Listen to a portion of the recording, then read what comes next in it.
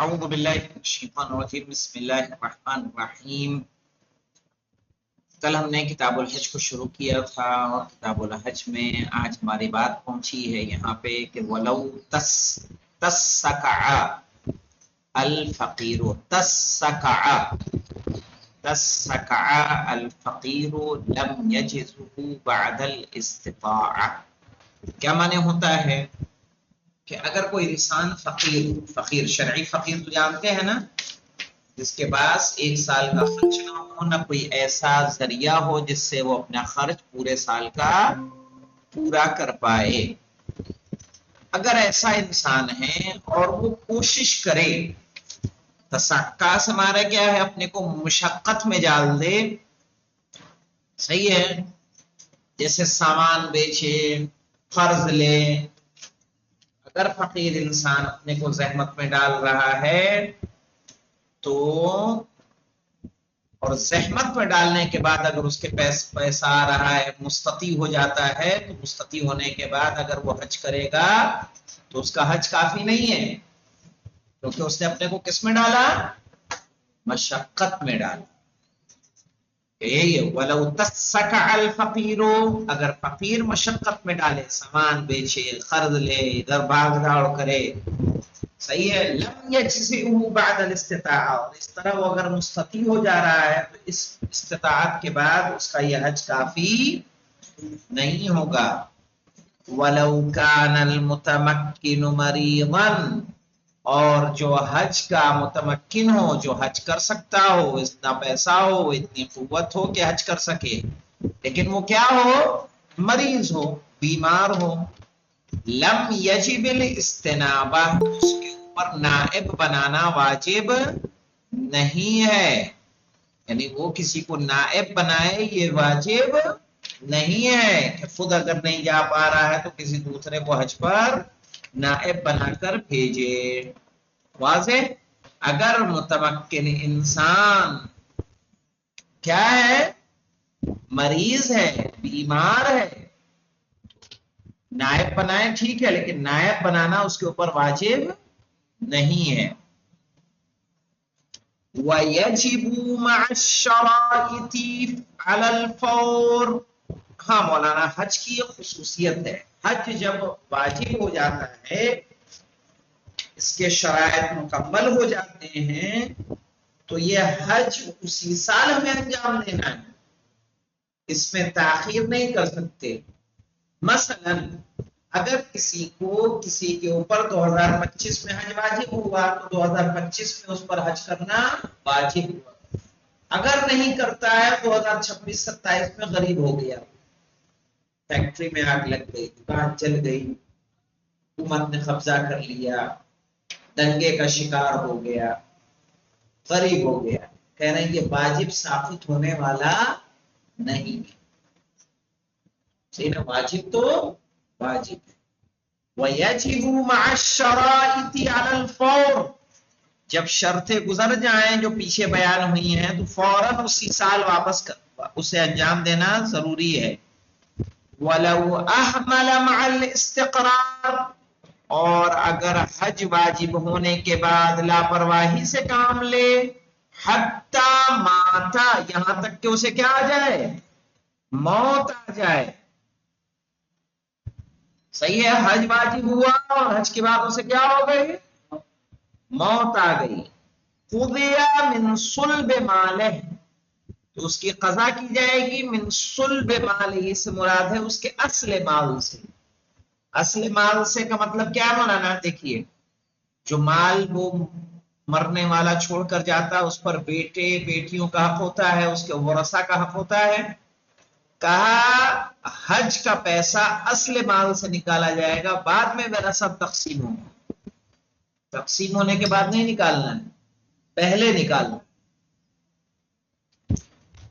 قُضِيَ مِنْ صُلْبِ مَالِهِ، تو اس کی قضا کی جائے اس کے اصل مال سے، من اقرب الاماکن، قریب ترین جگہ سے، اس لیے کہ مولانا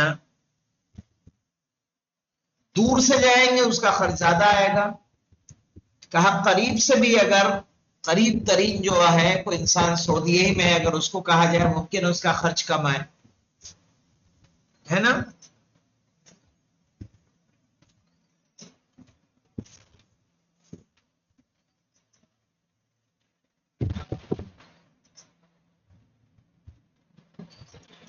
اب دیکھیے وَلَوْ لَمْ يَخْلِفْ غَيْرَ الْأُجَرَةِ، ہاں مولانا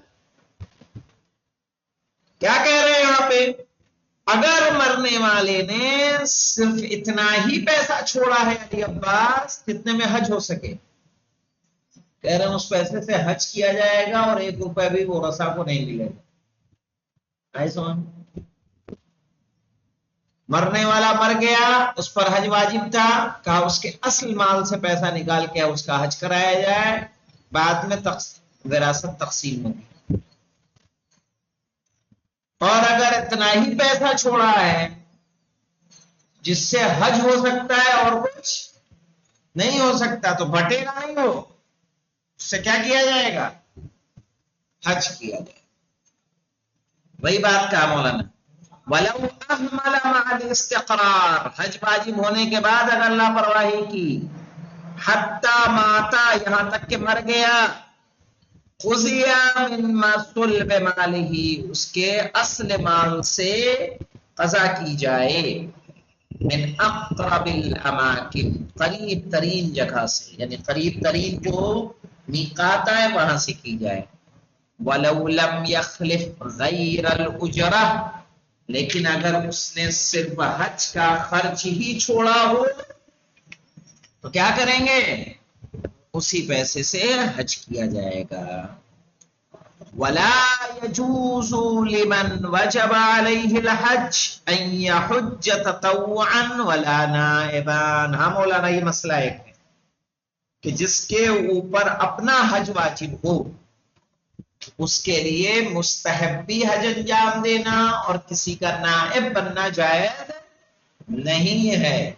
یعنی آپ پہ اپنا حج واجب ہے، آپ کسی کے نائب بن کے نہیں جا سکتے. وَلَا يَجُوزُ لِمَنْ وَجَبَ عَلَيْهِ الْحَجِّ جائز نہیں ہے جس پر حج واجب ہے، أَنْ يَحُجَّ تَطَوُّعًا کہ وہ حج کرے مستحب، وَلَا نَائِبًا اور نہیں نائب بننا اس کے لیے جائز ہے. وَلَا يُشْتَرَطُ فِي الْمَرْأَةِ الْمَحْرَمُ وَلَا إِذْنِ الزَّوْجِ. یہاں پہ دیکھیے مولانا وَلَا يُشْتَرَطُ فِي الْمَرْأَةِ عورت کے لیے شرط نہیں ہے، عورت کے لیے شرط نہیں ہے محرم کی. ضروری نہیں ہے کہ محرم ہوگا تو صحیح ہوگا حج، نہیں. ولا اذن الزوج اگر زوجہ پہ حج واجب ہے تو اس کے لیے شوہر کی اجازت کی بھی شرط نہیں ہے. ٹھیک ہے. وَيُشْتَرَطُ فِي النَّدْبِ لیکن مستحب کے لیے شوہر کے اجازت کی شرط ہے. واضح؟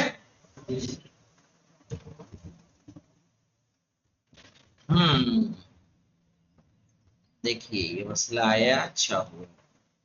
اما النائب اور جو نائبی حج کر رہا ہے فشرطه الاسلام تو اس کی شرط اسلام ہے.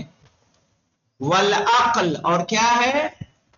عقل ہے، مسلمان ہونا چاہیے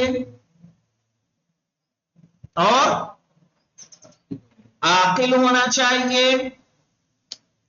وَأَن لَا يَكُونَ عَلَيْهِ حَجٌّ واجب اور اس کے اوپر اپنا کوئی واجب حج نہیں ہونا چاہیے. یہاں یہ بات ایسا آپ نہیں کر سکتے کہ آپ کے اوپر اپنا حج واجب ہو آپ کسی کے نائب بن کے جائیں. صحیح ہے. نائب کون بن سکتا ہے مولانا؟ پہلا کیا ہونا چاہیے؟ وہ مسلمان ہونا چاہیے. دوسرا عاقل ہونا چاہیے. ٹھیک ہے نا. تیسرا ہے کہ اس کے اوپر اپنا حج واجب نہ ہو. وَلَوْ لَمْ يَكُنْ جَازَ، اگر ایسا نہیں ہے تو اس کے لیے نائب بننا کیا ہو جائے گا؟ جائز ہو جائے گا. وَلَوْ كَانَ سَرُورَةً، چاہے سرورہ ہی کیوں نہ. سرورہ کس کو کہتے ہیں مولانا؟ سرورہ کہتے ہیں، نمبر 1 پہ جائیے حاشیے پہ، السرورہ الحاج لأول مرۃ، جو پہلی مرتبہ حج کرتا ہے اسے کیا بولا جاتا ہے؟ سرورہ. یعنی اگر کوئی پہلی مرتبہ بھی حج کر رہا ہے تب بھی اسے نائب بنانا کیا ہے؟ جائز. ٹھیک ہے، بشرطے کہ وہ مسلمان ہو، بشرطے کہ وہ عاقل ہو، بشرطے کہ اس کے اوپر اپنا کوئی حج واجب نہ ہو. او امرأتون، اور عورت بھی اگر نائب بن رہی ہے اس کے لیے بھی نائب بننا جائز ہے. یعنی مرد کی نیابت عورت کر سکتی ہے، عورت کی نیابت مرد کر سکتا ہے.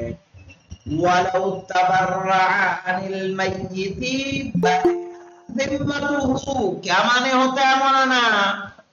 اس کے معنی یہ ہیں کہ اگر کسی نے رشتہ داروں میں سے آپ کے مولانا وہ صاحب استطاعت تھا، سمجھ لیجئے قضیے کو، یہاں کیا مطلب ہے؟ اگر کوئی انسان کسی پہ حج واجب تھا اور اسی واجب حج میں وہ مر گیا، کوئی اس کے ریلیٹو میں اگر حج پہ پہلے وہ حج کر چکا ہے، وہ حج پہ گیا اور اس نے کہا اس بار کا حج فلاں مرحوم کی طرف سے کر دو، ان کی نیابت میں کرو.